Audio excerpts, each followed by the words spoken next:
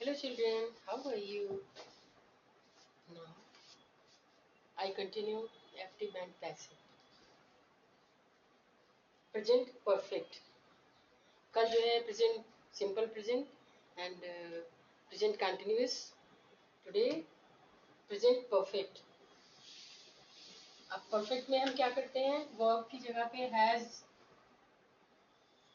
helping verb में has और verb में taken past participle. यहाँ पे present participle. ये प्रेजेंट है और ये पास्ट पार्टिसिपल है, ठीक है। तो ये परफेक्ट हुआ। इसके लिए हमें क्या करना है, सिर्फ बीच में बीन लगाना है, यानी हैज बीन टेकन, और बाकी ऑब्जेक्ट को सब्जेक्ट बनाना है और सब्जेक्ट को ऑब्जेक्ट बनाना है। बाकी पूरा सेंटेंस बाय लगा करके लिख देना है, ठीक है। है, हैव के साथ टेकन, यहाँ पर हैव बीन लिखना है और टेकन लगाना है, ठीक है। सिंपल पास्ट पे आ जाइए। इसमें क्या करना है, इसमें आप वर्ब की सेकंड फॉर्म यूज करते हैं। टुक है, बिल्ड है, बिल्ड है, बिल्ट है, वेंट है, ऐसे ये यूज होता है। ये इसकी पहचान होती है। इसको देखते ही आप पहचान जाइए कि ये पास्ट टेंस में इसके साथ हमें वॉज और वर लगाना है, जो हम ऑब्जेक्ट का न्यू सब्जेक्ट बनाते हैं उसके साथ। तो यहाँ पे देखिए वॉज के साथ टेकन, वर के साथ taken, as I told you before कि ऑलवेज यूज थर्ड फॉर्म, ठीक है, of the verb. Past continuous में क्या होता है, was और वर्ब प्लस ing होता है। तो इसमें हमें क्या करना है, वर्ब प्लस ing ये है, फिर हमें इसके साथ was और वर्ब लगा करके आपको being लगाना होगा, ठीक है। जैसे was being taken by them, कुछ भी, ठीक है। इस तरह से वर्ड है तो वर्ड being taken। अब यहाँ पे पास्ट परफेक्ट में आइए।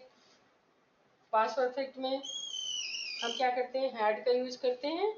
इसमें देखिए हैड टेकन वर्ब की थर्ड फॉर्म, और यहाँ पर देखिए हैड बीन टेकन, ठीक है। अब आता है फ्यूचर। फ्यूचर में क्या करते हैं, हम विल और शैल का यूज करते हैं, ठीक है। फ्यूचर टेंस में विल और शैल का यूज करते हैं।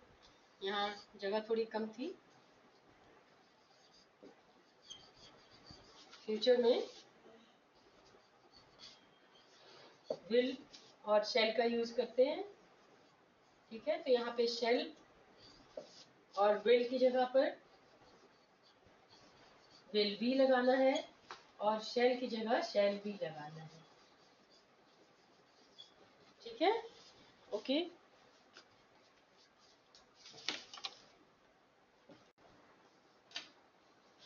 कैन एंड मे, ये मैंने मॉडल्स में आपको पढ़ाया था।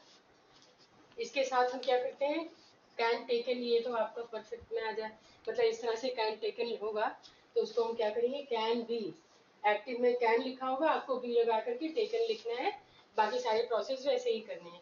ऐसे ही जैसे इसमें मस्ट, नीड, डेयर, जितने भी मॉडल्स मैंने बताए थे, शुड, कुड, वुड, ठीक है, मे, माइट, सबके साथ जो है आपको ऐसे ही मस्ट बी है तो मस्ट बी टेकन, नहीं यहाँ पे बी नहीं होगा, यहाँ पे टेकन होगा, ओके, मस्ट टेकन।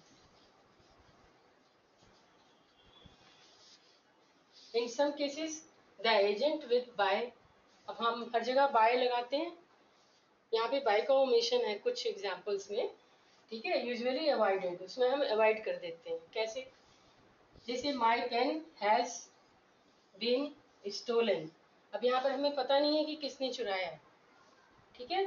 तो ऐसी कंडीशन में बाय को हम लेफ्ट कर देते हैं, यहाँ पर यूज नहीं करेंगे, ठीक है। इसी तरह से I was asked my name, अब यहाँ पे कोई नाम तो दिया नहीं है, इसलिए हम ये भी नहीं बताएंगे किसने पूछा, ठीक है। इस तरह से English is spoken all over the world, अब किसके द्वारा बोली जाती है, सभी बोलते हैं, तो इसलिए सबको सबको पता है, इसलिए यहाँ पर English is spoken all over the world, पूरे संसार में बोली जाती है लोगों के द्वारा, तो उसे बताने की जरूरत नहीं है, वो अंडरस्टूड है, ठीक है। अब यहाँ पे देखिए, इसी तरह some cases verb take both a direct and indirect object. हाँ, इन दिस कंडीशन क्या होता है, इन केसेस में हम कंफ्यूज हो जाते हैं कि हम which one we take, to make new subject. ठीक है, तो ऐसी कंडीशन में हम क्या करते हैं, देखिए उसमें से आप कोई भी ले सकते हैं।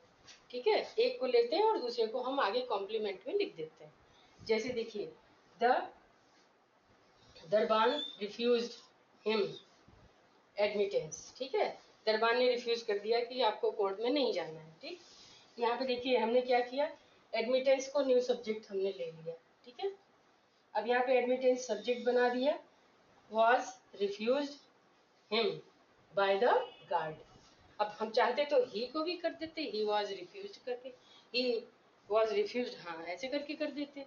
मतलब दोनों ही तरह से आप बना सकते हैं, जो आपको इजी लगे आप कर सकते हैं, इसमें कंफ्यूजन की जरूरत नहीं है। ठीक है, इनमें से कोई भी ऑब्जेक्ट ले सकते हैं।